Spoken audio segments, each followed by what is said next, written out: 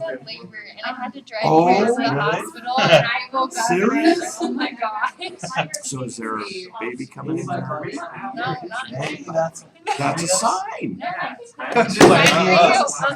She's like, no, it's not. Not even close. I wish my kids would Zero hurry up. win. That's cool.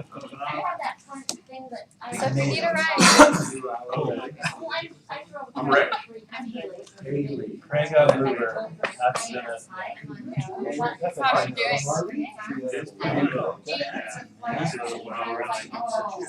You're the drug mama over to. Yeah. I was driving. Well,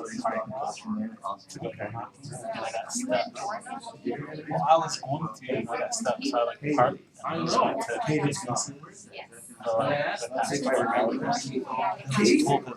So where are you from? Maine. Sitting there. People were sitting there, so I'm like, Are you? 40 people. So it's, yeah. So does anybody know if George is in the building? A short list of conversations. He is? It was like, Okay. because everyone was going. They said they're on the company's time. So it was pretty cool. Good for you. Seriously, like, just even think about going towards something. Good for you. I wanted to, but I need like a Okay, let's get started. I'm sure George is walking over here as I speak. At least I hope. It's 11:31. We like to start on time. Announcements. So this week, Thursday, base camp or summit. So we're going to have George and the guy from Stephen from Tony Robbins and Lou Tran talking about, what got her going. What is her motivation? So who in here doesn't know Lou Tran? Anybody? I know who she is. Here's a woman that actually signed on 3 years ago, going on 4 now. And her first year, what she told me, help me make $100,000 and I want to be done. She made $100,000 in the first quarter. And she went on to say, well, now I'm at $100,000, help me get 500.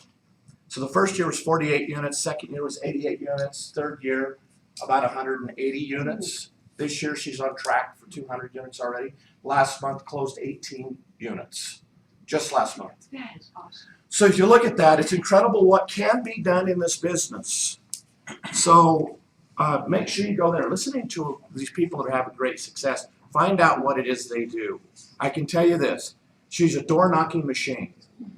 And they created a brand around what they do, and it's incredible what they do. So make sure you come and listen to that. The other thing, these are the other things, Superstar Retreat, July 19th to the 12th in Las Vegas. Again, Summit, Mike Ferry, Production Retreat on the 26th of March. Convention, March 19th to the 22nd. UPW, March 14th and 17th. Get to this. Who knows how much longer Tony Robbins is really going to be doing this thing live. So get to that. I've gone to it. It's a great thing. So I don't see any of our lenders or anybody in here. So let's just turn that right over to George. All right. You're off. Hey guys, great to be with you guys. So, by the way, I have been meaning to call you. Thank you for your gift. You did that to a few people you sent that to. That was very kind. This is like the nicest lady ever. Right. What'd you do? I think she sent some. It's a surprise. Yeah. She sent flowers to like a handful of people, so that was really It's cool. amazing. So good. All right, good to be with you guys. What a day, huh? I remember it was like probably. I remember one time in my entire childhood that school got canceled. So I got my little Bella saying "best day ever." So all right. I think it's so funny how excited those little kids get to have a school canceled. So it's fun. All right, so this is run, right? Yep. Because I know there's a bunch of people who are watching. So I'm going to jump into it. So there will be literally no relationship to tomorrow's summit. I recognize that normally, but you know what? I just love the fact that like next week I'm going to be in California again. I just want to spend time with you. So I know this will be recorded. It'll all be regards to presentation. And I want to talk a little bit about pricing and just the dynamics of all that. So I hope that there'll be some really nice takeaways from it. I want to set up just a little bit of an outline, and then I want to role play different pieces of it.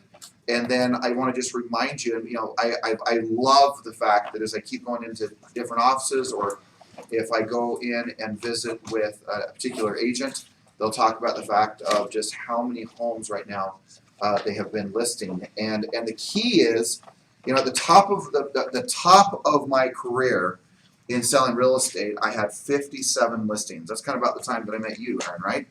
But I had 57 active listings at the time. And I can remember at the time the market was selling 1 out of every 10. And it was a brutal time. And so let's just recognize, look, there's people listening in California. California, yeah, the market's a little bit off, but man, things are still good just everywhere. I mean, you take Utah, it's kind of like flat. What I mean by flat, not that homes aren't selling, but just flat from the standpoint that it's not much above what it was last year. It's not below, it's not above, it's just about what it was last year. So what I've, in so many words have said is that today is just nothing more, nothing less than just what I would consider a normal market. It's just normal. I think you and I were saying that, Curtis. It's just normal. It's just a normal market. So just, some of you got in the market when it was raging up. Some of you got it in the worst time, came here in the worst times of the market. Some of you have been through multiple markets. I entered the business. I was in a market where it was raging hot. It was awesome. I mean, truly, which was crazy because rates were 9.5%. People were so excited. And they had just come down from a month or two or 6 months or 12 months before that, where they were at 12 and 13%. So people thought they had hit the payload. I mean, it was like a whole different market. So this July for me will be 25 years in the business. And so I've seen, at some level, I've seen the good, the bad. I've seen great markets, bad markets. I've seen markets raging up out of control. I've seen when we hit the bubble and the crash and the short sales, the bank owns, the foreclosures. And I look back now over all this time and I've thought, you know what? Here's what is fundamental that I have seen, that no matter what the market is doing, here's the thing. There's 4 types of markets. Let's just jump this now. 1, you've got a market that's going up. You got a market that could go down. Number 2, you have a market that is flat. And then I would say there's a 4th market, and that is that no one knows what's going on. That's kind of the scariest one, because when people don't know the market's going down and you go to a particular client, that is some of the hardest conversations. Like, the market's going down, but yet nothing really that you show them, or they watch their neighbors. Well, my neighbor a month or 2 ago got this. And some of you were in those difficult markets when the market was going down, where everyone still didn't realize, wait, the market is going down, but everyone still thought it was going up. So that transitional time is really an interesting time. It's a challenging time, especially if you're trying to list homes, or even if you're trying to help someone buy a home. It's a challenging time. So I just want you to really get that if the market is going up, if it's going down, if it's flat, if it's transitioning, here's what's the interesting thing. I said this yesterday to John Syatt. I said, you know what's interesting, John? In California, market's going up. What's the answer? He says, talk to people. That's interesting. Market's going down. What's the answer? Talk to people. The market's flat. Talk to more people. Like, I'm fascinated that everyone wants to analyze where the market is, and yet all the answers are always the same. Talk to people, master your presentation, master your ability to price. So years ago, I realized, I asked the question, really, what should I be doing every day? And I thought to myself, really what it is I'm supposed to do this. Set appointments daily. Number 2, I'm supposed to list homes daily, right? Or put buyers under contract. It doesn't, but the same principle, right? And the 3rd component is I am to reduce property. And what I've realized over the years is that there are agents who master the ability to take a listing. They master the ability to set appointments. And then they lose this one thing right here, and that is to properly price a home. They have no system. They have no strategy. They don't have the guts to be able to do it. I've jokingly said that imagine that you could take a listing, get it reduced, and after it's all said and done, that the people say to you, thank you. They give you a hug. They're happy because the fact that you helped them see, or another way I say it is, can you get a reduction of price and they actually still like you? So just as you move through this process, I just would challenge you again that if you can master these 3 skill sets, set, list, reduce, and just repeat them, you will never wonder where the next deals are coming from. The problem is, again, is most people will figure out how to set, They might even figure out how to list, and then they don't figure out how to reduce the home. And they sit there and they sit there and they wonder, why is it not selling? Why is it not selling? And it always comes down to the price of the home. So from that, how many of you have an active listing right now? Okay, all right, like half of you? Pardon? I said, had one and it sat and then Nice, used it twice nice. and so. Okay, so we're gonna move from that to what our necessary skills are. And then I just wanna point out this outline that seems, again, like it might be such a simple outline, but it is definitely an outline that you should have in regards to selling or listing pieces of property, right? So number one is this, and that is your ability, you're first gonna start off with this introduction, okay? I don't want to jump into this quickly, but that intro, we've talked about TAP, right? So thank them, acknowledge, and a promise. And another word I might put up there is commitment, right? What are you committed to? So in simple terms, look at you, man. How you feeling? Doing great. I forgot my umbrella, so that's something. All right, that works. That works. All good. Okay. All right. So introduction. So thank you, acknowledge, promise, and commitment. All right. So in the nature of this, it might be as simple like this. Hey, Aaron. Hey, thank you for allowing me to be here. I acknowledge everything you've got and what you've done on this home, and I want to promise you how committed I am. Maybe how committed I am to helping you get your home sold for top dollar in the shortest amount of time. You may say that seems so simple. Well, it is, and we're gonna leave time to do a actual role play. I just want to put this outline up here. And some of you are like, well, wait a second. I've heard this. Have you heard this before, Justin? Yeah. At least once. I think so. You think? You're okay, good. Well, you're not sure, so we'll put it up He here. wasn't listening. All right. He wasn't listening the first time. All right. Okay, so the second thing here. Can we give me a black marker? We need markers because here the reason why I need them to be black. If there's not one that's fresh, there's one in my office, Rick, because I know that people are watching. They can't read what's on the board if it's not in real dark color. Okay.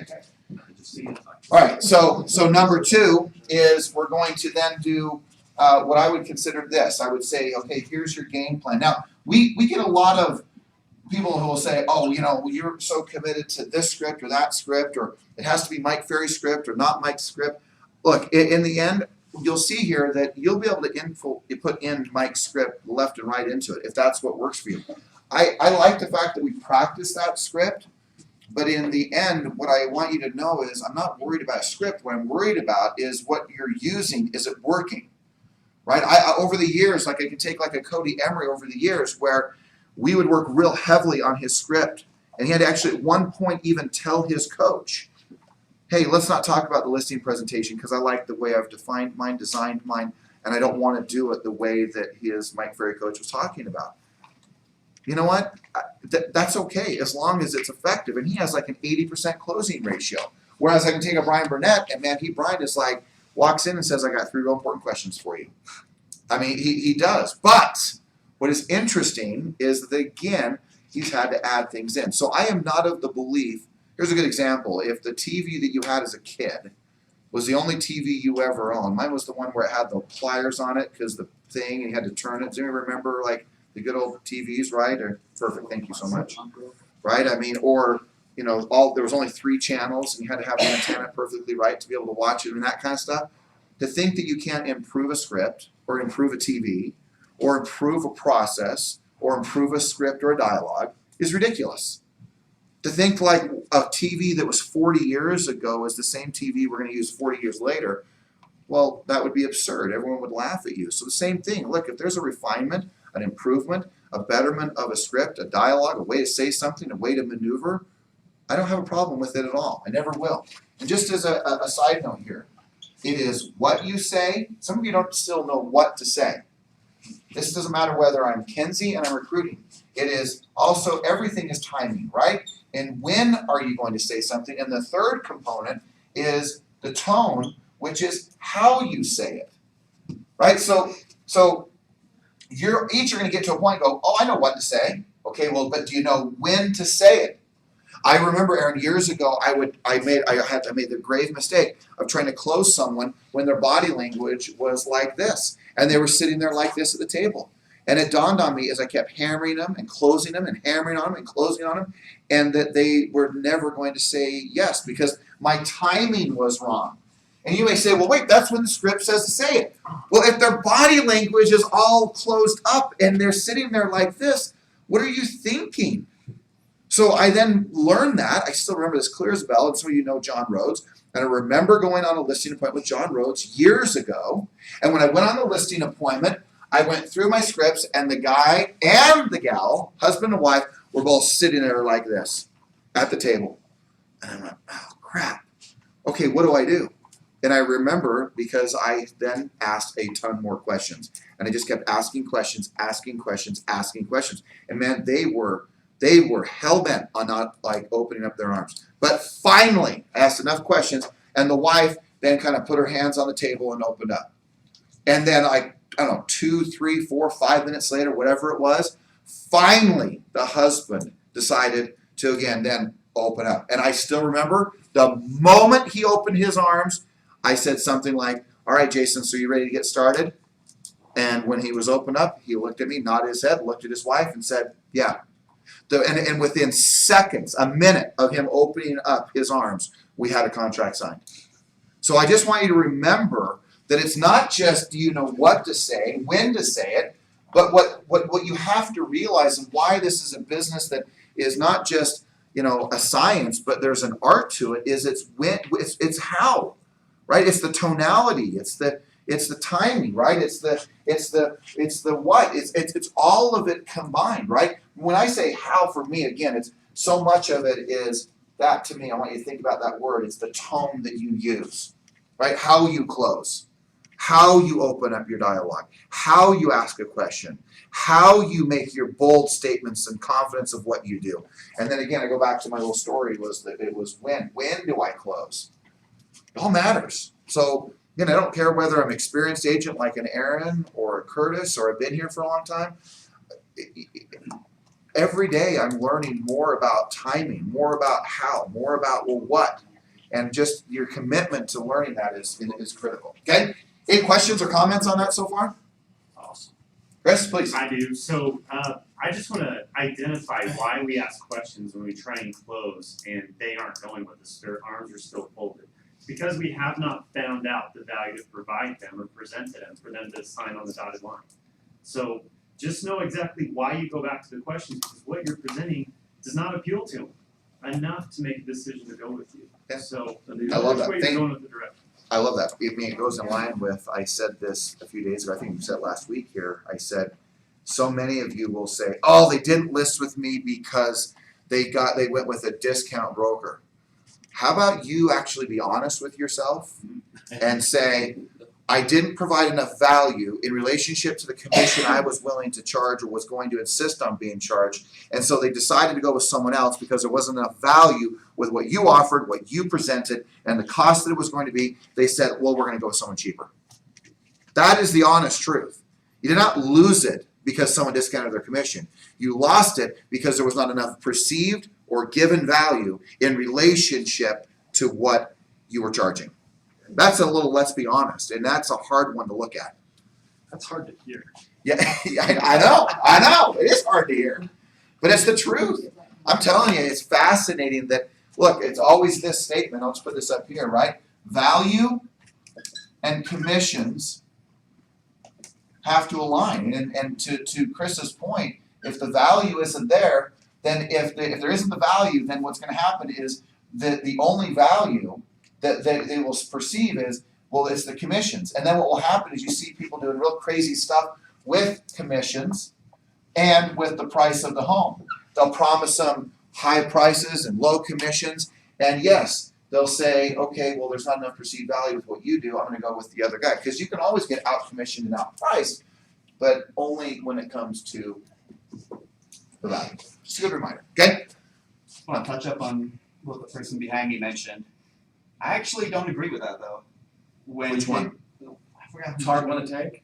The one's a hard one to take because I feel like I've been in that situation, and once you lose so many, you finally realize what you're doing wrong, or you don't. It depends. But eventually, you do realize it, and then it makes you better. Then your success rate of getting that listing just goes through the roof. You know what I mean? You mean like it's hard to hear that, it's hard to hear? Were you talking about what Curtis said? Like Yeah, it's, what I'm saying is He was that what your honest approach to saying if you're losing to discount brokers, you're not providing enough value in Yeah. the eyes of the client. right, it's hard to hear, but It's hard as then an then agent you're to able hear to. that. Oh, Cause I've dealt with that multiple it's actually times. But my then you're fault. shifting I'm to not what you're taking saying, listen. Alan, which is Right. now you get the Owning chance, it. yeah, then now you get the chance to be able to fix it. Exactly, cause I'm like, I've been down that route. But it's still tough. I mean, think about it, because think of how many of us in this room will say it's the commission, and yet the reality is it's not necessarily the commission. Okay? All right, game plan. So let's talk about this. So number one, or A, let's just do A. A is we're gonna talk about needs, right? Wants, and we're gonna talk about expectations. My observation is that most great presentations happen in regards to expectation. You're gonna get exactly what you expect. If I am Kenzie and I'm trying to recruit an agent, I'm asking what I'm really ultimately interested in is, what do you expect? I might hear their needs, I might hear their wants, but I'm telling you, almost everything is about expectation. Every presentation is about expectation. What do you expect on how an agent should communicate with you? What do you expect in relationship to how I should market the home? They will outline the entire needs, wants, and expectations if you just simply will ask over and over again, what do you expect, what do you expect, what do you expect in any arena and in any part. They will formulate the whole presentation for you based on that, okay? All right, number two, or B, is we want to talk a little bit about how we're going to market, right? And we're going to expose a property. If I'm working with a buyer, the same principle, by the way, is here, right? I still, as a buyer, I want to know their needs, wants, expectations, and then I'm going to be, for me, would be, all right, how are we going to find this property? Like, I'm going to share with you what we're going to do to find the property instead of marketing, right? And then C is we're going to talk about the market itself, right? And then we're going to put a few subsets under here, right? So we're going to talk about the market, and specifically, we're going to, and we can even put up here, we're going to talk a little bit about the market and the price. First, we're going to talk about the current stats. We're going to talk then, after stats, we're going to talk about the pricing strategy. And then the third is we're going to talk about the actual price. This is where we're going to do the CMA. And then the third thing down here, after we've done these three, or sorry, not third, I guess I'm getting ahead of myself. D is we're going to then close. So for me, it might go something just like this. I might say, hey, Eric, hey, I'm excited about being here. We're going to talk a little bit about your needs, your wants, your expectations. After we do that, I'm going to talk about how and share with you how we're going to expose and market your home. Third, I want to talk about the market itself. We're going to talk about the conditions of the market, specifically the stats and what's going on in the market. Two, we're going to talk about the way in which we price a home, the strategy for pricing. And then third is prepare a market analysis for you, and we're going to go over that market analysis. Does that sound okay? Sounds great. Great. If everything that I talk about with you makes sense and you feel really good about it, at that point I'm going to ask you to sign a contract. Does that make sense? Great. Any questions so far? Okay. Over there. Let's go over here. Okay. Third thing. Questions. So to Chris's point, to everyone's point, great salespeople ask great questions. And if you want to be good at what you do, you have to ask questions. And I just want to point out that in my opinion, you should know the first three questions you're going to ask. You can look off your script eventually, but man, you should really be able to memorize. Even if it's, do you have to sell this home? Will you price sell? Do you want me to handle the sale for you? But who knows what my first question is? You know what it is? What? Say it. Ultimately, what are you trying to accomplish by selling this home? Right. If I'm in real estate, by the way, and I'm recruiting, Jason, it'd be the same question I'd ask. Hey, ultimately, what do you want to accomplish in your business? What do you really want to have happen in your life? That's the first question I'd ask. I know it is because that's what I do. I want to know what they really want, right? So if I want to know three questions, but let me give you some framework to these questions. The questions that I want to ask are always going to be in relationship to CMP. Besides Jason Carlson, does anybody know what else that means? Anybody else? Condition. All right, so condition, which is right. So the condition was number two. Ability. Okay, their ability. Motivation. Okay, their motive, right? Their motivation. What motive? And the price. Look, most of the questions you guys are going to ask are going to be related to those things, right? And then I just want to I'm going to put another little thing over here. I'm going to just point out the questions, right? There's three types of questions. You've heard, right? Yes or no questions, we work with an agent? Yes or no? Maybe they say maybe, right? But just yes or no. Then there's open-ended questions like, well, tell me, where are you moving to? Right? But what I really want to get to, what connects me to another human being, is not the question really that you read right on the script. It's when you start to get deeper into, tell me more about that. It's what I consider to be the emotional questions. Hello, Ms. Martinez. Morris, How are you? awesome. Awesome. Okay, so I'm just going to point this out. So help me understand. Share with me.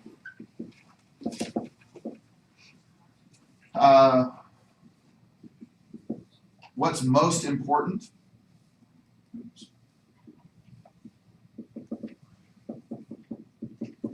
Tell me more. Is there anything else? I know it's going to be shocking to you, Jason, but I was in my office and someone today told me, Chris, wow, you really, Marshall, I know you can't believe this, but they said, Aaron, you are a really good listener. I know it's shocking, Linda, because everyone sees me at the front of the room going, blah, blah, blah, blah, blah, blah, blah, blah. But believe it or not, I know how to do that. And I have an 87% closing ratio when I sold real estate to prove that. But I know how to do that. So I just want to point out that if you want to be really good, even though I am a high-level expressive and driver, is the fact that I know how to ask questions, especially when I know I need to get something. Okay? I have to ask questions because it will not work if I don't. So I just want to point out that whatever your questions are, and by the way, so ultimately, right, ultimately, what are you trying to accomplish? Who knows what my question number 2 is? Will you list with me? Nope. Tell me more. The answer is I was going to go back to that, like tell me more, share with me a little more about that, tell me a little more about that. We're going to get into that weave of that, Justin. But like the actual beginning question, what's question number 2? Jason, what is question number 2? Do you know what my question number 2 is? Share with me what's most important. That's close. Why is that? Share with me what I say is the most important thing Most important.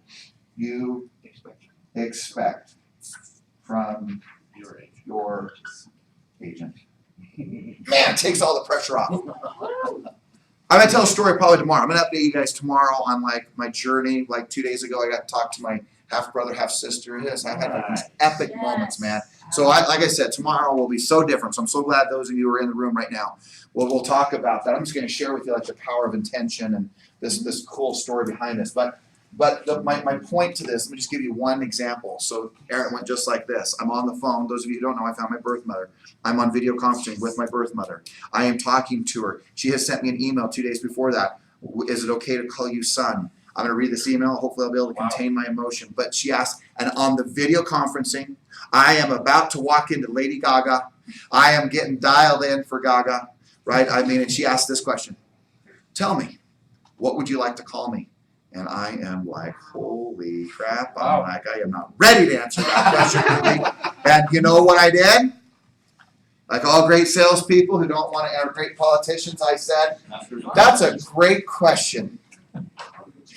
Tell me, what would you like me to call you? Wow. I'm like, oh my, and in my mind, I'm like, oh gosh, I'm so glad I've done this training. I am so glad that I have learned this whole thing. I am so glad that I did not have to say, and not a bad thing because it scared me. She might even be, bless her heart, she's probably watching, which is so awesome.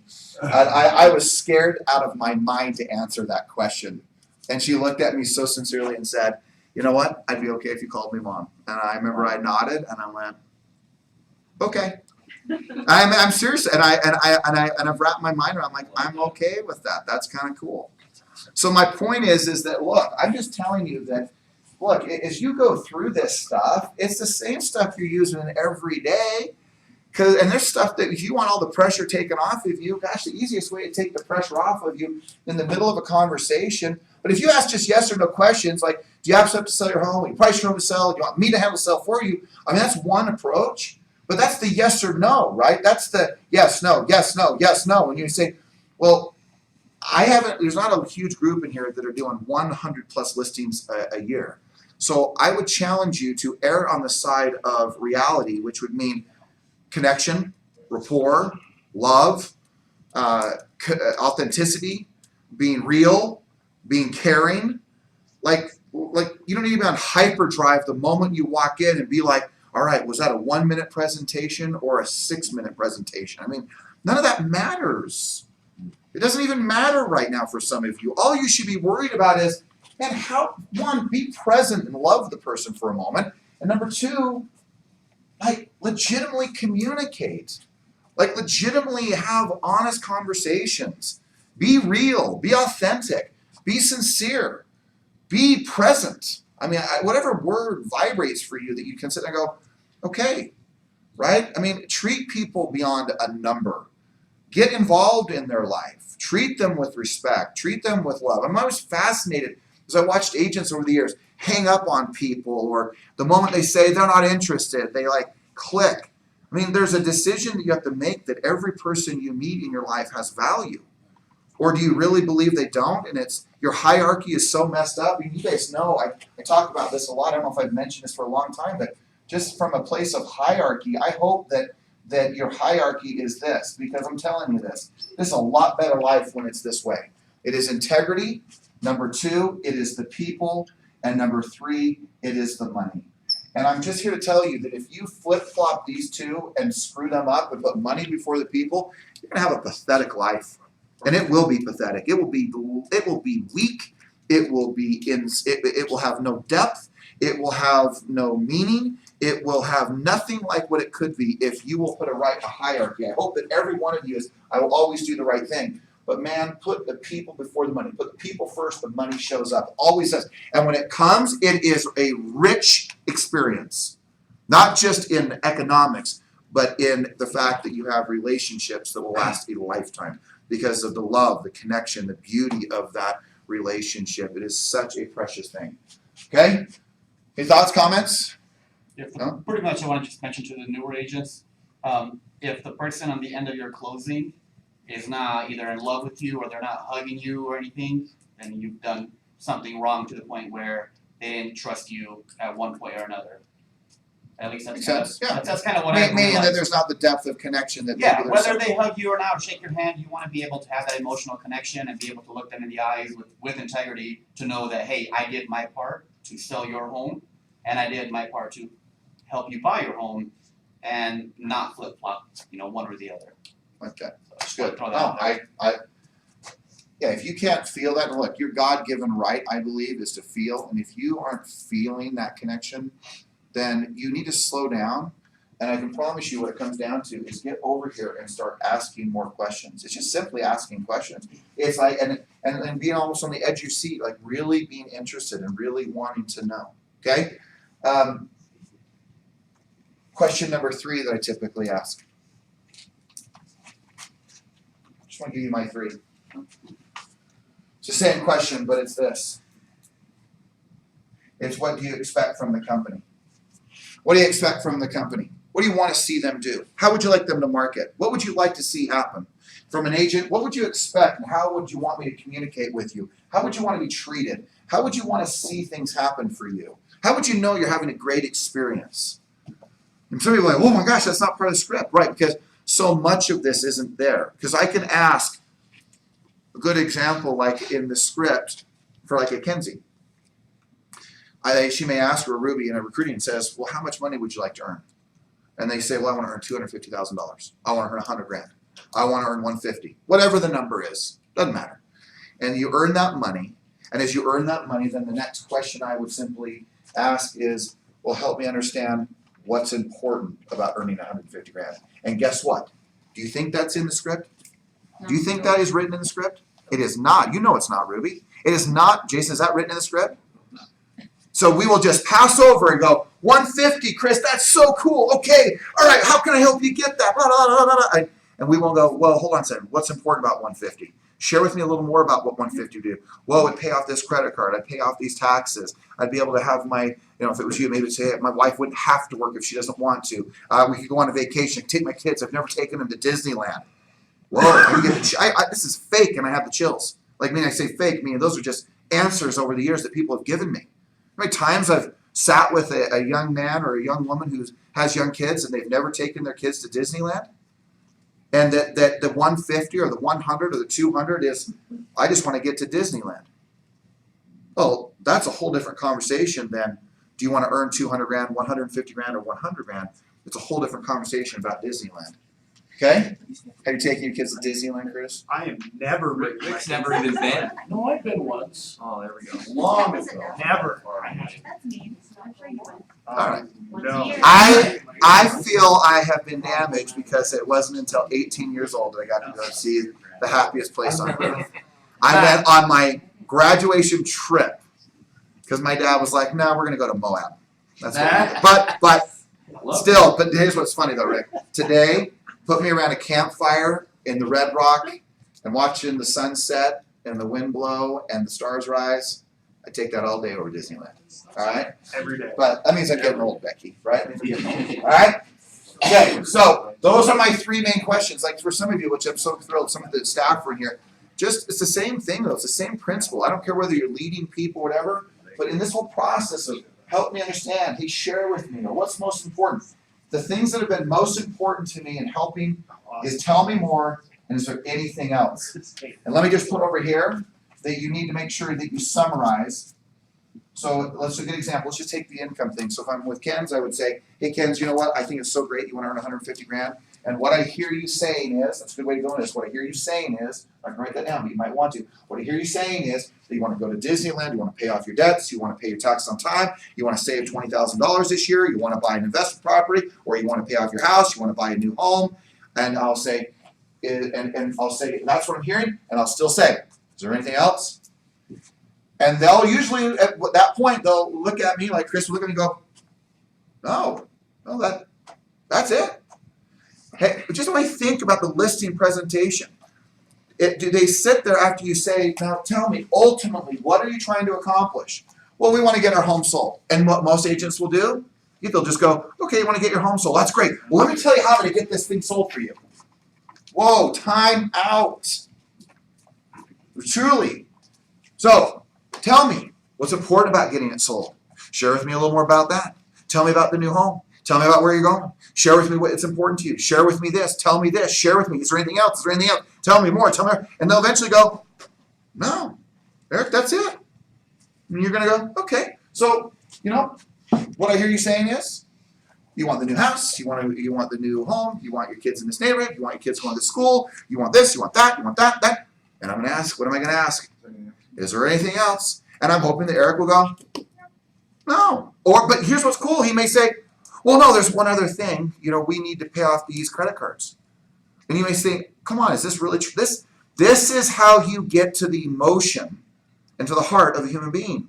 Like legitimately, and this is not just to manufacture something. You're not trying to fake your way into understanding, like let's just say Eric's life. I want you to legitimately understand where Eric's coming from. I want you to know what his life is about. I want you to know where he's coming from. Or I want to know where he's coming from. I want to know the depth of what he's dealing with so that I can walk away from a closing table. Maybe there's a hug, a handshake, or that radiance in their eyes and their soul that they say, man, I'm so glad I chose you as my agent.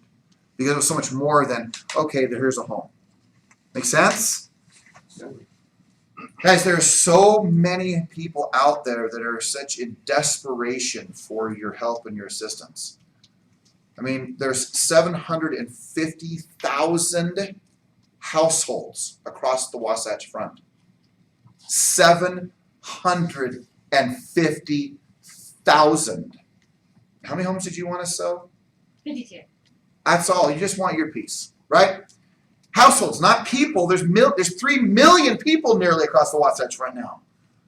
I just want you to get 52 of those homes sold, or bought, or whatever, right? Or invested in, whatever. So I just want you to put perspective that 97% of the people in America, no matter whether you're in Utah or California, which the majority of the people who are listening to this are, You can sell the house if you are owning a home. So your job is, again, to get in front of people, to talk to them and see how are they fulfilling, how are they living their dreams in regards to home ownership. And your job is to get in the way of that in so many words. Okay? All right. There's 5 things on this thing, but this is real easy here. We've talked about the ones that take the most time. Intro, game plan, the questions. Then we're going to go to now point number 4. And number 4 is we get to go right over here. It's pretty easy. We go right over here and go, oh wait, we now got to talk about how we're going to market and expose. So number 4 on this outline is the marketing or the exposure. People always ask, well, in my first script, where would I put that? I typically put it, hey, I have a few questions I wanted to review with you. They asked you over the phone. You ask those questions, and before you say, now, there are only 2 issues in selling real estate today, price and motivation. Right in between there, if I was using Mike's script, that's right in between there, that's where I would put my plan of action. Because I'm not going to go talk about pricing until I've talked about the exposure or the marketing. But it's not as much that, it is this. I need to know that they are sold, that I can sell the home. So, when I was up in Centerville last week, I was talking about this. I was talking about the scripts. And that, you walk into a home and maybe you're 2 minutes into it, 5 minutes into it, 10 minutes into your presentation, and they ask this question: how much do you charge? Well, here's the deal. You know whether they're sold on buying or whether they believe you can buy or sell a home. I hope. But here's what I found. I will say something just like this. So, Eric, that's a great question. In fact, it also even relates to the price of your home. And I want to point out that if you aren't convinced I can sell the home, it doesn't matter whether I charge you 6%, 10%, 2%, 1%, or 50% commission. Doesn't matter if you're not convinced I can sell the home. And it doesn't even matter what I tell you or share with you the price of your home is, if you can't believe that I can sell the home. So before we jump into the price, before we jump into the commissions, I would ask with your permission, would you be okay if I shared with you what I do to get a home sold so that I know that you are concretely sold, convinced that I can sell your home, and then we'll talk about those 2 things. Would that be okay? No one's going to say no to that. I want you just to think about something. If you walked onto the car lot and you said, how much is that car? They're going to say something like this: Curtis, it stickers at $35,000, and what's the next question they're going to ask? Do you want to try this? Yes, thank you, Michelle. Yes, they're going to say, do you want to? I'm glad she's here. At least somebody knows. I know, right? And they're going to say, would you like to drive it? And you might even say, well, wait, are you willing to give a discount on the car? And again, they're going to ask Michelle what? Do you want to drive it? Right. How about we first go drive it before we talk about the price? It could be that simple. Wanda, that's a great question, but first let's see if you like this car. How about we take it out for a spin, and then we'll talk about, and we'll come to some pricing that works for you and for the company or for the dealer. Fair enough? Great, I'll go get the keys. That's what's going to happen. That's what is going to happen. So it's the same thing. All of a sudden they ask you about commissions, and this is what's so crazy is that you think that you walk in there and the only reason they're choosing you is because of the price. And I'm here to tell you, some of you get that that's not the reason, but I'm telling you, the reason they choose you is not because of the price. I many times have paid for people who are more expensive because I know they're the right person to help me. It doesn't matter whether it's a doctor, it doesn't matter whether it's a chiropractor, it doesn't matter whether it's anything. I will pay more for what I perceive as more valuable to me. And I just want to remind you, just a reminder, 10% of the people, I did this up in Centerville, 10% of the people are looking for someone who is really cheap. But then what's so crazy is that you're spending all your time, energy, and effort competing with all the people who are cheap. Like I said last week to the group, I said, my gosh, you guys will, in Utah, you cut your own hair, you mow your own lawns, you have a Flowbee, you do everything yourself. I mean, it's crazy what you will do for yourself just to save $1. That's why Linda Martinez is flying first class from this point forward. Yeah. But she had a good answer. To her credit, she had paid for a ticket for a friend of hers. And that she used those monies. And I'm like, okay, now you can't make me feel bad about that. But now the thing is, you should put first class for both of you. So that's right. But my point is that, look, you guys are focused on the 10% of the people who are like, well, how much is your commission? You're the person, you may be that person who walks into Best Buy, and then you go to Costco, and then you go online, and then you're like, I gotta save myself. You're like guy or gal who like says, well, I go to Maverick because the gas is 3 cents cheaper. You're that person. And you know what? Here's the fact. That only represents 10% of humanity. You might be that 10%, but that's not the rest of us. This is where I am. I'm in the 10% of what's most expensive? Okay, I'll pay. 7%? Sounds good. Should I pay 8? I don't know. You might think, oh, come on, that's ridiculous. No, it's not. I don't look at the price of gas. Frankly, I rarely put gas in my own car anyway nowadays. But that's the whole point is that is not the world. People actually open their own mail. Jason, do you open your mail? I don't even open my own mail anymore. They say, my gosh, what is wrong with you? Because I don't want to do those things because I'll pay for them to be done. And I'm just pointing out that there are 10% of the people that would pay you 7% commission despite you saying anything about it. And you are so quick to remove the amount that you're willing to charge. There's a reason that there are attorneys who charge, you've heard me talk about this for years, $1,500 an hour, and there are ones who charge $150 still an hour. Why? They both have a law degree. They both claim they're probably pretty good at what they do. Part of it is just what they believe they're worth. Part of it is the value they know they bring.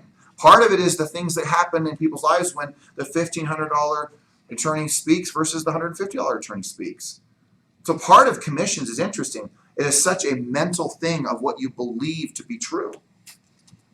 So the question is what is your value, right? I'm not going to talk deep in that, but I just want you to think about how you handle commissions. And then 80% of humanity is looking for one thing. They're looking for a good price in relationship to a good value. That is a fact.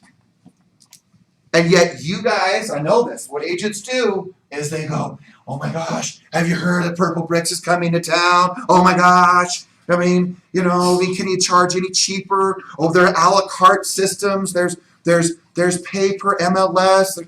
There is nothing new in 25 years that has come to the market, except for that you pay more attention to what people are discounting on. Or you pay attention to what you're either not doing or should be doing. So, look, back in the, I don't even know if they're in business anymore. Fidelity, back in the day, 25 years ago, Richard Poppy, is he even alive? I don't know if he's still alive, but yeah, they're gone. So many. I remember does anybody remember Fidelity real estate? How many? I think they turned to Intermountain. Oh, okay. There you go. But But my point is everybody's like, oh my gosh. They told the for sale by owner that they would list it for $500. My point is it doesn't matter.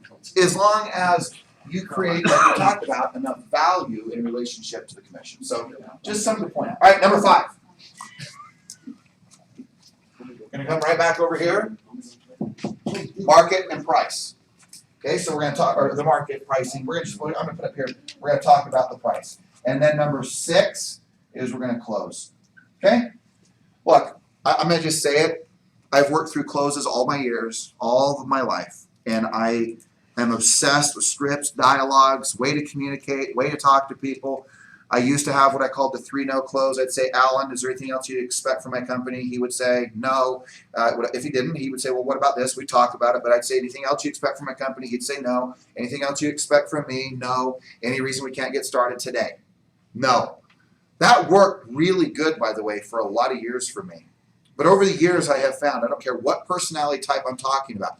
I don't care if you say, oh no, they're just a numbers guy. It's all about the numbers. I don't care if they're an analytical. In the end, they still have to do one thing. They have to feel good about the numbers.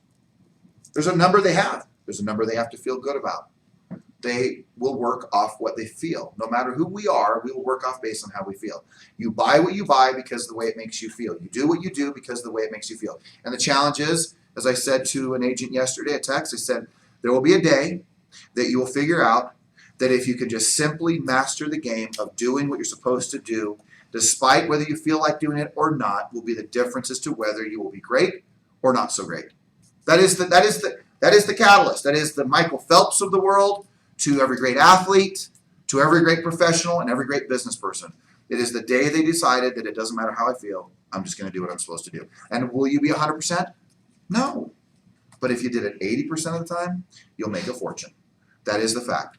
80% of the time if you prospect, 80% of the time if you went on a presentation, 80% of the time you exercise. If you just operated 80%, unless you're an airplane pilot, it works really well. All right? Other than that, pretty much, you know, it works. Unless you're the pilot. All right? Right? Unless you're like, you know, the guy doing, you know, heart surgery. I would prefer that it would be a little higher than 80%. Or did you just say that? Yeah. Right? Okay? All right. So, with that being said, please. I want to give Mike right here a shout out for exactly what you just said. He went door knocking today. In the Nice. where most people can't even show up to the office, he's outside. Like, and I think How was that? seriously, Cold? No, it was actually pretty warm. I bet you got some fun conversations too. A ton of people home with all the kids being home. Yeah.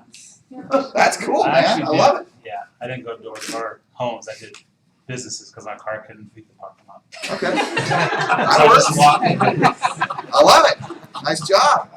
I love it. Okay, any other thoughts? I'm gonna spend the next 10 minutes just role playing. So any thoughts, comments, add-ons? I just want One- to or- go. When you were talking about commissions, what I do, this works for me. I don't care what anyone else does. I don't even figure out my commission until I'm ready to close. I don't want that to be an issue Yeah. whatsoever. Yeah. That's just for me, and it works. So Wanda, I would back that up and add to that. I love that, by the way. Thank you. Is people always will come to me in the company and go, "You probably know." And I'm like, "Well, what? I don't know." "Oh, I owe you money." I'm like, actually, no, I did not know that. But now that you put it out there, how much? I mean, I'm just so. I mean, I jokingly, I have this because we have, you know, everyone has their ledgers and different things, and there's things that add up. Pardon? Pardon? You didn't look at your mail. I know. My point is I have no idea what people owe me. In fact, anytime someone thinks that I do, and part of it is I don't care whether you're a new licensee, an existing agent, a top producer. I don't care who you are. I don't want there ever to be a taint to the fact of how I treat you and who you are, because I don't care about the money. I care about you. And so what I hear from what you're saying is, look, I don't want the focus to be my commissions. My hierarchy is take care of the people, do the right thing, and hey, the money comes in and takes care of itself. Fair? Exactly. Yeah, good. Alan? Oh, I just wanted to mention, which I actually found pretty interesting, and I compared it a lot to actually our organization, Century 21. Right. I just bought a new car about a little bit over a month ago. Finally, you know, first time I went with the Audi, you know, I didn't really plan on it, but they came out with a 4-door Sportback, and I just had to give it a try. Anyway, long story short, I purchased the vehicle, and the salesman who helped me handled it very, very professionally, very knowledgeable, and made me feel comfortable. Before then, I would typically never want to go to a dealership to purchase a car. In this case, I did. I went in, purchased the vehicle. You know, not even a month later, the car was totaled. Well, a week ago, the car was totaled, and I just found out on Friday that the car was totaled. I mean, and now this week I'm gonna go back to Audi and to the same person, probably the same car or something, you know, either like that or similar. But my point was, even though I know I could probably go on KSL or anything and buy something a little bit cheaper, or go to the East Coast or California or anything, do you have the time for that? And that's what it comes down to. A few years ago, yeah, I had the time for that. I would be selling 50 phones a month just to make, you know, when you can make in about a home or two. But at that time, you gotta do what you gotta do. And that's what I mean. Eventually you get to that 10% and then you are kind of focusing on that 80%. And now I feel like I'm kind of more targeting like the top 10%, not on your level or anything. You're way above me. No, I don't know. I'm just saying, but you know But what? my It point was is, though- years ago I stopped opening my mail.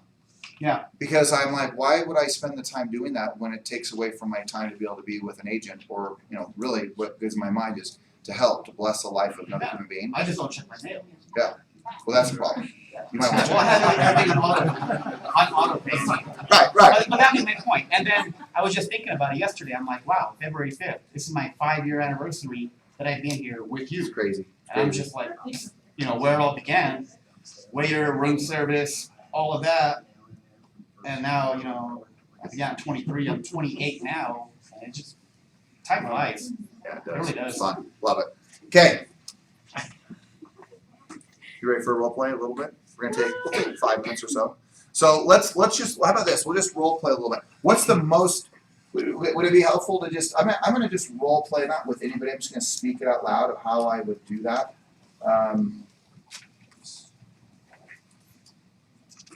These first 2 things. And by the way, sometimes I will do this. I'll say, Eric, hey, thank you for allowing me to be here. Excited about the possibilities of getting your home on sold. Here's another. Hold on. Assumptions. Some of you become so assumptive that it becomes toxic to the conversation. So I think it's important that when you see, hey, I'm excited about getting your home on the market and getting it sold. If there's not a high level of connection and rapport, if you say things like that and you don't have the connection and rapport, it will be very destructive to the relationship. So just remember that the higher the level of rapport, the higher the level of assumption. So if I'm going in Justin's home, I might, if I didn't feel like I had to, like if I don't feel this connection right when I meet you, or even though I had great conversations with you over the phone, I might say something more like, hey Justin, I'm excited, thank you for allowing me to be here. I'm excited about the possibilities of getting your home on the market. Now, if I was going to Justin, he was like my brother, my friend, a referral, of course I'm like, hey Justin, I'm excited about getting this home on the market for you, getting it sold. Hey, do you mind if I take a quick look at the home? I have no problem with that. But if I don't have a high level of rapport, then I can't, if I want to hurt the relationship really easily, then I become really assumptive when there's no rapport. So I got to be very conscious of like, where's the rapport here? Right, look guys, err on the side of rapport. Stop worrying about how long right now you're at a particular appointment. Err on the side of rapport so that you can ask all these other great questions and have success with it. Curtis? I was thinking when you were talking at the start of this, you were talking about an appointment, the guy had his arms Closed arms, right, body language. and you basically had to just break down his barriers through questions which built rapport, safe to say. Yeah. Put his arms up and was ready to be closed. Yeah, absolutely, man. I mean, is that, Well, my statement is always this, is the number one building block of rapport is the ability to ask questions, right? So the way that I get connected to you, it could be as simple as, hey, Chris, tell me, if I'm a recruiter, right? I might say, hey, tell me a little bit about your story. Tell me where you've come from. Tell me your journey. I would love to hear about you and what you've accomplished and what you want to accomplish. Right. That's a great, I mean, would anybody was have a actually the problem if you first- walked into my office? It was the first time we met. And I said, hey, tell me a little bit about yourself. I'd love to hear your journey. Love to hear your the memoirs of Curtis Perry, right? that was actually the first time we met over in, But I think it was Nick Manville and Brandon Plant's office. I've had Over two there, people. and that was the first thing he asked me, hey, tell me a little bit about yourself. This is the first time we sat down. Yeah, and the thing that's interesting, Curtis, is I've had two people I remember distinctly. I'm not going to give you their names because they're still in the company, but I still remember. It takes people a little while to figure out that I actually really care. Right. And what I mean by that is like they're so like intrigued by the fact that I really want to know that they'll come back maybe months, years later and go, you know, I realized you actually care. Like you really do. I'm like, yeah. And they're all, and then my favorite one is, what's crazy is I don't. I'm like, well, that is a problem. Then the other one said, I don't really like people. You might not want to be in real estate, and yet they have a good career. They do. They have a great career, but they like. I still remember they said, well, I don't really like people. Yeah, you might want to do something different. Ditch digging. I don't know. Roofing. I don't know something, but anyway. Eric? So when you find that people are, because I get that it's not black or white of like this is the word that you need to say. It's like the gray of like you just have to basically work with what you have. But when people are standoffish with you, do you find that as your tone? Like, how do you? Because you can ask questions, but you know those people that are just like, I don't want to talk to you. How do you break through to those people? Is it the tone that you change? Yeah, or if I get it, that it's a driver wants to get right to the point, and they're like, hey, I'm not really wanting to know about all this. I don't want to talk about all this, so I might just jump straight into, hey, Eric, I can see that right now, right, you really want to know some answers to how we're going to get this property sold. So my questioning may not necessarily be about like their personal life. It may be the fact that I just get into the expectations, which says, hey, what do you expect from your agent? What do you want me to do? Like if I had someone who's really great, what do you need me to do? Well, that's your job. I realize it's my job, but I also want to know, is there anything about what I'm doing that you want to see done? Because this is a team effort. And if we're going to get it done and get it done quickly, then we need to make sure you and I are on the same page. So what do you want done? So I may have to get real stern and real like strong and assertive, right? That confident, whatever you want, certainty, whatever word you want to use. But I've got to make sure that, yeah, so if that's happening, I sense it, and they're like, I'll sense like, oh gosh, they don't want me to ask them another question. So, but I'll ask a question that'll jump into maybe things that aren't so close and personal, and I'll get them still to open up through other types of questions. So, Having to interrupt that. like when I ask a question like, Yeah. where are you moving to next, and they're like, none of your business, then you go to the question of like, so what do you, if you were. Oh, if you said, well, just role play, just so hey, where are you moving to? I don't, that's none of your business. You know, it's a fair statement. You know, you've probably had a bunch of agents who have inquired of that. It probably isn't any of their business, is it? No, it's not. So tell me this: what are you frustrated about with this process? Because I can tell you're a little annoyed. I mean, I would be if I were you too. Well, I've had 58 realtors call me in the last 24 hours, and it says in the ad, don't call me. Yeah, well, you know, that's a fair statement, but you also realize that, you know, I have to work with these people, and I would be frustrated with them too if I were you. In fact, I look at every day, I'm talking to them, communicating with them, and, you know, it's a little frustrating. But even with the ad saying that, I mean, ultimately, isn't that you want your home sold? Yeah, I just want you to bring me a buyer. Okay, fair enough. So my question for you is then, how am I going to bring you a buyer if no one knows and has seen your home? Well, do you have a buyer? Well, that's a great question. That's the very reason why you and I need to get together, because I'm going to share with you what I do to get home sold. But the second part is I'm going to preview your home, spend a few minutes with you sharing that. And if it makes sense, great. You know what? If you want to work with me, great. If not, the worst thing you've done is expose your home to a top agent who sells a ton of property in today's marketplace. So I've got my calendar open. What works better for you, the afternoons or evening? I just want to go ahead and sell it all myself. If you want to bring me a buyer, that's cool. So, you know what? And if I were you, I'd feel the same way too. So what's important to you about selling it on your own? Well, I'm trying to save the commission. Okay, so you want to save the commission. I don't blame you. I want to save money too.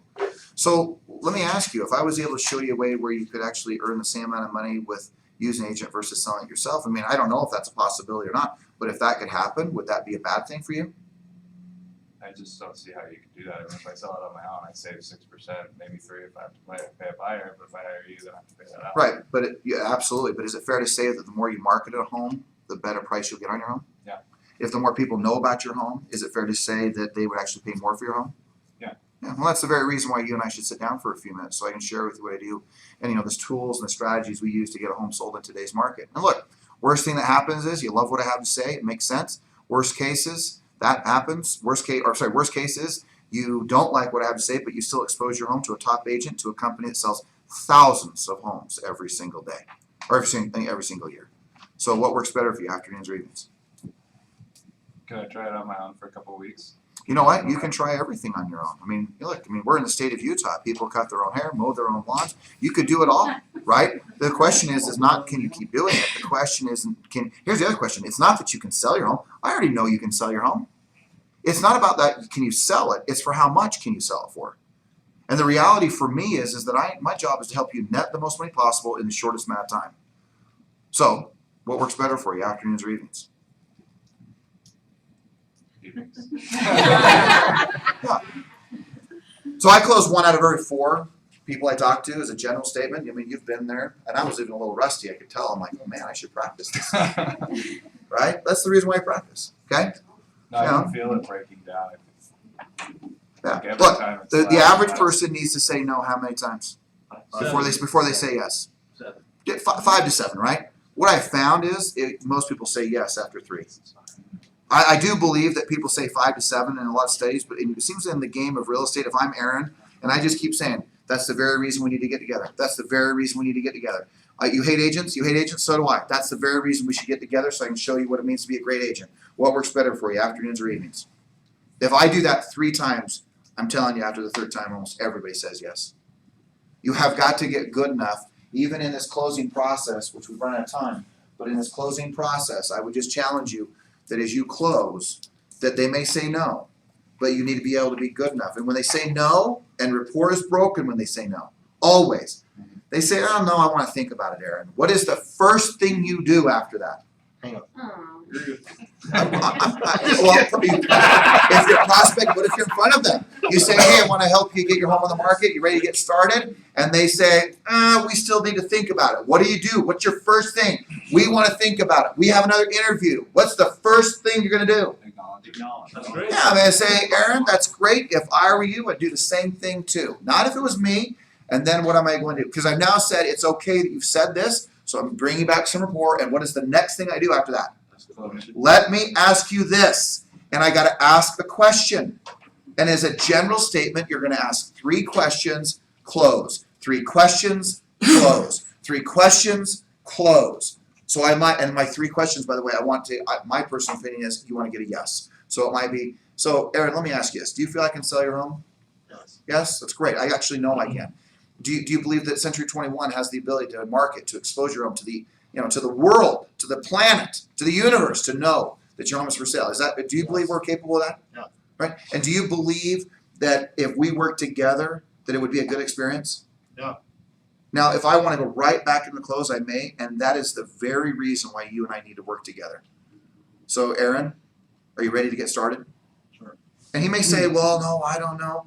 Then again, I'm going to, you know what? He says, well, we really still need to think about it. You know what? That's great. And since 2 minds are better than 1, tell me what you're thinking about. And I might open up to more dialogue. But my first reaction usually when someone says, no, I need to think about it, I want 3 yeses, close again. 3 yeses, close again. 3 yeses, close again. Or if it's not yeses, 3 questions and close again. Okay? I have to remind them where they're going. Now share with me, you said you need to move to Phoenix, you want to be there the next 30 days, you want your home sold, but you're selling on your own. You gotta help me understand. I'm confused. Share with me, why are you waiting on your decision? Or what's important about waiting on your decision? Okay? The close you used earlier was 3 no's, but they were saying no and a positive. Oh, I never did. Yeah, yes. And you know what? I didn't finish that. I talked about feeling, but this is my close now today. I didn't thank you. I'm glad you brought this up. So let's finish with this and we're out of here. So just role play with me, Curtis. But be positive if that makes sense. Well, just be positive, like not. So Curtis, how do you feel about what I've shared with you so far? I feel good about it. You feel like we're on the right track? I think so. Excellent. How do you feel about Century 21 and our ability to market and to expose the home to the world? I feel confident. Feel good? Great. And how do you feel about me and my ability to help you? I think you have the ability. Great. And how do you feel about getting started right now? I have no problem with it. Great. Let's get started. And I would say, this is kind of my deal. I'd say, okay, hey, I just want to confirm, how do you spell your first name? Oh. And for you, I mean, it would make sense, right? Curtis, K-C, I mean, truly, right? I mean, I'm serious. Right? I mean, seriously. That should have been handled in the prequel. Well, I love you. All right, yes. Okay, makes sense? Makes sense. Okay, helpful? Yes. Okay, so my whole focus in these meetings right now, and even the morning meetings, like tomorrow and the next day, right? My whole focus is going to be to just continue to build on skill sets right now. So you can be here at morning meetings, or of course, if you can't, then they're recorded and you can come back and listen to them. But guys, just remember, it's the same point I always make. There's nothing you can't learn, nothing you can't do. So if you're not taking listings, it's not anything you can't learn. You just got to learn to do it. And you got to learn those 3 skill sets, right? Set, take, reduce. And if you can do those 3 things, man, you will make a fortune. Good markets, bad markets, sliding markets, transitional markets, flat markets, doesn't matter what the market's doing, you'll be winning the game. Okay? All right, guys. At 1 o'clock or 1:15, I'll be back in here. Yep. Okay? All right, guys. Thanks.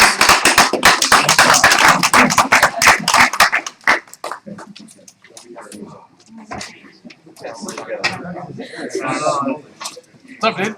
Now it's just a matter of implementation. Yeah.